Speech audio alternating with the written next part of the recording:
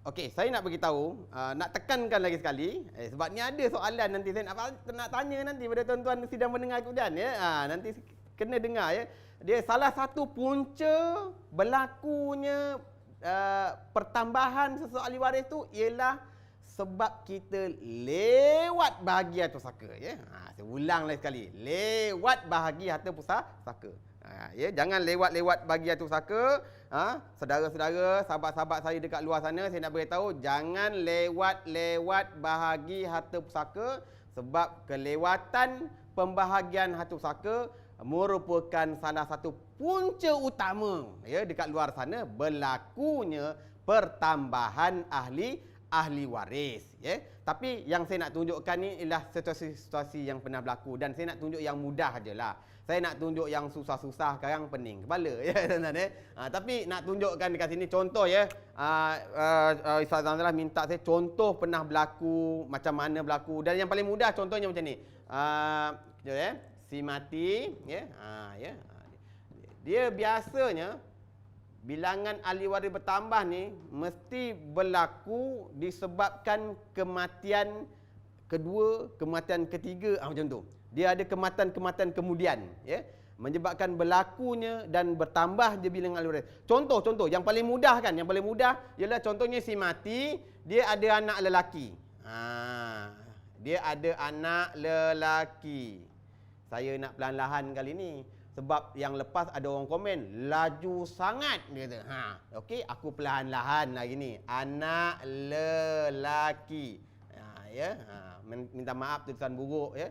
Mula-mula waris dia seorang je ni anak lelaki. Dia ada anak lelaki tunggal seorang. Masa arwah meninggal dunia, anak lakinya hidup lagi. Semua harta arwah, rumah, kereta, duit PSP, semua ya. Sepatutnya dia ni dapat 1/1 bahagian ni ataupun 100% lah jatuh dekat anak lelaki. Kan saya beritahu anak lelaki sebelum ni, anak lelaki ni kalau siapa ada anak lelaki memang penghabis harta lah. Dia asabah bin nas yang paling besar sekali. Ya, boleh dapat harta pusaka. Siapa tak ada anak lelaki rugi. Ya, siapa tak ada anak lelaki rugi. Ya, cubalah lagi. Ya. Anak lelaki dia boleh habiskan pusaka. Arwah ni, arwah meninggal dunia dia ada seorang anak lelaki. Harta dia ni sepatutnya ya semua jatuh dekat dia 100%. Duit KSP-nya, duit keretanya. Lagi apa? Rumah dia. Semualah yang arwah ada, senang cerita. Ya, semua yang arwah ada, bukan setakat PSP, kereta, rumah aja. Semua apa sahaja yang dimiliki oleh arwah, oleh si mati, anak lelaki dia yang punya. Yang dapat 100%, satu-satu bahagian sebab dia seorang je anak lelaki kat situ. Tapi PSP tak tuntut lagi, kereta tak buat pembahagian lagi. Almaklumlah ya, nak dapatkan perintah tu lama sangat. Contoh ya. Nak dapatkan rumah, tak tahu nak tuntut kat mana, nak pergi mana. Dengar ustaz sana cakap macam ni, dengar ustaz sini cakap macam ni. Banyak sangat pendapatnya, pening kepala. Ustaz ni pula cakap faraid aja, ustaz ni tak cakap macam mana cara nak selesaikan. Jadi harta tak bahagi. Bila harta tak bahagi, termasuklah dalam urusan lewat bahagi harta pusaka. Tu saya kata, saya ulang lagi sekali, dia punya term dia lewat bahagi pusaka. Ya. Jangan lewat-lewat bagi pusaka. Lewat tak tuntut, tak bahagi lagi, rumah tak bahagi lagi, duit tak nak bagi, rugi. Kan berlaku pembaziran ya tuan-tuan. Oleh kerana ia tak tuntut, meninggal anak lelaki ni. Meninggal kemudian MK ni mati kemudian ya.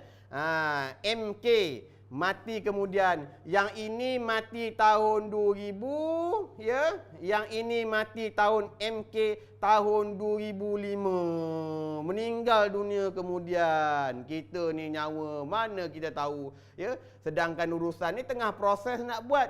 ya, baru nak belajar-belajar pergi masjid, baru dengar-dengar Fatih Tim, ya, rupa-rupanya tak lama lepas tu meninggal dunia, tak sempat bahagi harta pusaka tu, ya, tak sempat tuntut rumah tu, tak sempat merasa duit KSP yang yang duitnya dalam simpanan tu beratus ribu. Ya, macam mana nak buat tu? Tuan-tuan, ya. Dia tak berasa. Ada satu orang tu kata, jangan takut saya tak sempat merasa ustaz. Nasiblah kalau dah meninggal dunia cepat. Ya. Baik, anak lelaki meninggal dunia kemudian. Bila anak lelaki ni meninggal dunia kemudian, siapa? Ini yang dikatakan berlapis ni. Mati kemudian ni. Yang ini 2000, yang ini mati tahun 2005. Siapa yang nak tuntut atau pusaka si mati? Duit KSP, kereta, rumah, tanah. Tanah bereka-eka ni, geran banyak sangat. Sebab arwah ni dulu masa kerja kerajaan dapat banyak tanah. Ya, geran pun banyak. Tak tuntut-tuntut. Siapa nak tuntut ni? Anak lelaki dia pun dah mati. Macam mana ni? Macam mana? Tuan-tuan. Ni, cari waris anak lelaki ni. Cari waris anak lelaki ni. Siapa dia? Anak lelaki ni meninggal dunia, ada tak isteri dia? Ada isteri dia. Isteri dia ada lagi. Isteri dia hidup lagi. Ya? Dapat tak isteri dia pusaka, harta pusaka anak lelaki ni? Dapat. Tapi kalau nak ikut sebenarnya, melalui tuntutan tu, harta pusaka yang dituntut adalah harta pusaka si mati. Yang bernama Timah dekat sini. Contoh, ini bukan nama dia betul, ya. Tak ada nama Timah dekat sini. Saya harap tak ada lah. Ya. Nak sebut nama Timah, kadang ada yang terasa hati. Tak tuntut lagi. Dia ni tuntut harta mak mentua dia.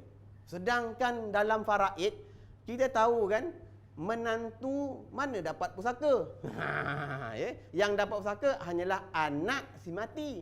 Dia pusaka, pewarisan pusaka, dia akan mewarisi melalui jalan nasab keturunan. Iaitu orang ni, Timah ni yang melahirkan siapa? Itu dia masa nasab keturunan. Lepas tu yang kedua melalui jalan perkahwinan, ya. Suami isteri. Tapi ini menantu. Biasa dalam bab faraid menantu tak ada pusaka. Dalam kes ni menantu isteri kepada anak lelaki ni dapat pusaka si mati. Tarafnya hanya menantu. Ya. Ini menantu yang baik, bukan menantu hantu. Ya. Menantu yang baik, ya. Kemudian anak lelaki ni ada juga dia anak dia ni. Ya. Ada anak lelaki, ada anak perempuan dekat sini. Asalnya yang dapat pusaka seorang je anak lelaki ni yang dapat pusaka.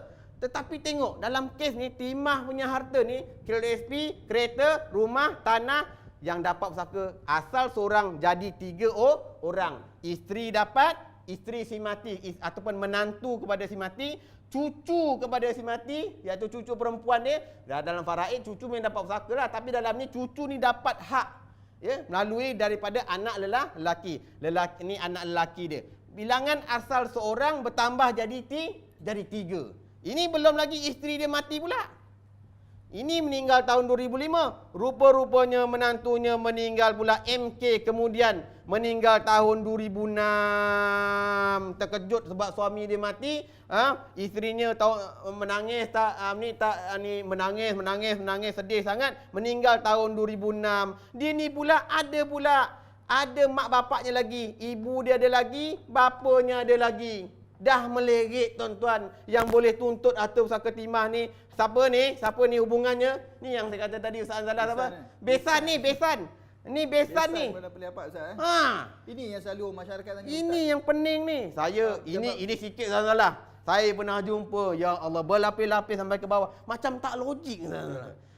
Ada satu soalan dengan saya tu Ustaz Anzalah, ya. Dia tanya dengan saya apa masa kuliah tu. Dia kata, "Ustaz, boleh tak suami mak tiri saya dapat harta pusaka?" Kalau kita masa tu saya muda-muda lagi, saya kata, "Mana boleh suami mak tiri dapat pusaka?" Saya kata. Suami mak tiri jauh sangat tak dapat pusaka. Tapi tak. Dalam kes tu, suami mak tiri dia dapat pusaka arwah mak dia. Arwah mak dia ada sebuah rumah tak dibahagi-bahagikan. Bapak dia pun duduk situ. Lepas tu bapak dia kahwin dengan mak tiri dengan isteri baru. Kemudian meninggal bapak dia, isteri baru mak tiri tu kahwin lagi dengan orang lain. Tu yang dia tanya tu, anak dia tanya dalam kuliah saya tu, kata, boleh tak, dia kata, suami mak tiri saya dapat pusaka? Mula-mula saya cakap tak boleh. Tu tergesa-gesa. Ustaz pun kadang-kadang kena hati-hati. Saya kata mula-mula tak boleh. Bila saya tengok balik, betul ke tak boleh? Rupa-rupanya boleh. Tengok.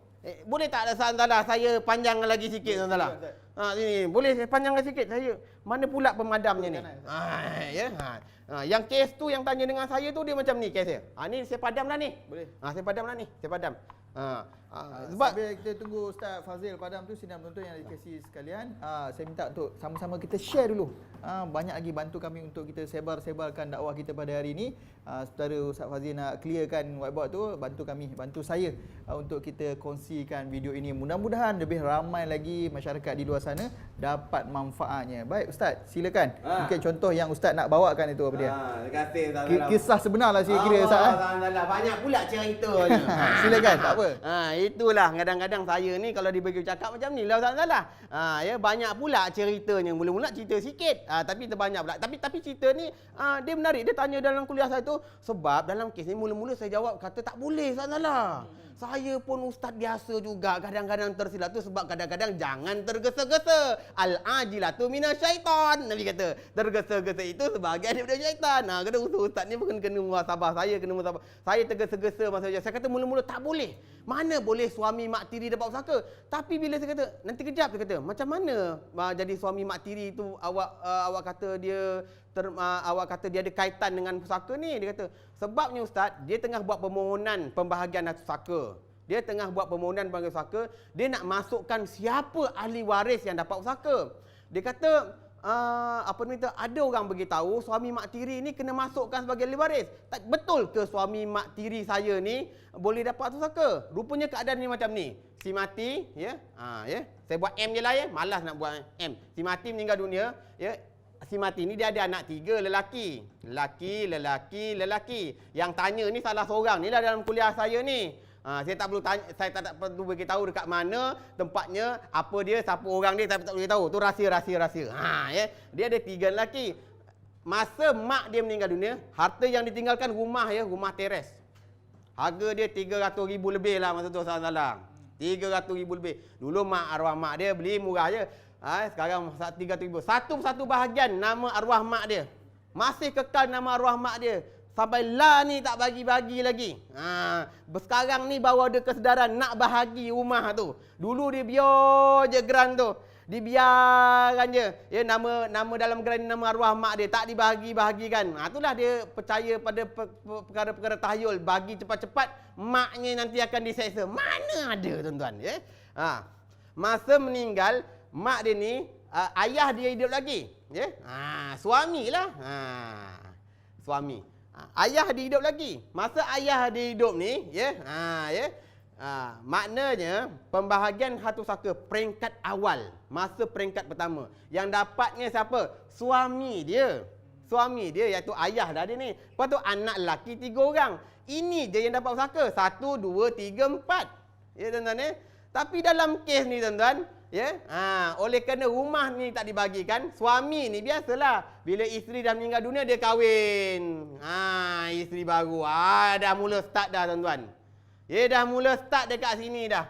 Dia kahwin dengan isteri baru tuan-tuan. Yang anak-anak okey, anak lelaki best tuan-tuan. Tuan-tuan percayalah, tengoklah dengan anak lelaki. Jangan anak perempuan. Anak perempuan kalau bapak nak kahwin lagi dia tak bagi. Tapi kalau anak lelaki best tuan-tuan. Bapak nak kahwin lagi, kahwin bapak, kahwin. Ni anak lelaki. Kahwinlah bapaknya. Yang sebenarnya dia orang 3 orang ni malas balik jumpa bapaknya dah bulan. So bapaknya sunyi, kahwin lagi bapaknya. Bapaknya pun kahwin lagi. Ya. Tak lama lepas bapaknya kahwin lagi, mati orang tua ni tuan-tuan. Yang ni dah meninggal dunia. Dia mati tahun, saya lupa tahun bila. Yang kemudian mati kemudian pula suami dia ni. Ya. Suami dia mati kemudian. Isteri dia dah kahwin waktu tu ada isteri baru. Ni cerita dia mula. Ni dia orang 3 orang ni panggil mak tiri. Okey hubungan baik. Panggil mak tiri, panggil mak cik, panggil mak cik. bila meninggal suami dia ni, kemudian tak lama kemudian kahwin pula dia ni. Ni yang melegit-legit ni tuan-tuan. Kahwin dia kan nasib baik tak ada anak. Tapi walaupun tak ada anak, dia ada adik-beradik dekat sini. Ada saudara. Tengok. Saudara-saudara ramai pula tu dalam kes ni. Kemudian suami dia ni ada lagi. Nak jadi ceritanya, lepas tak lama kahwin dengan suami baru, dia ni pula meninggal dunia. Ni tuan-tuan. Tu yang saya kata melegit-legit tu. Soalan dia kepada saya tadi, boleh tak suami mak tiri kami dapat harta pusaka? Masukkan dalam pembagian harta pusaka. Jawapannya ya. Suami mak tiri. Suami mak tiri. Kan aku dah tersalah.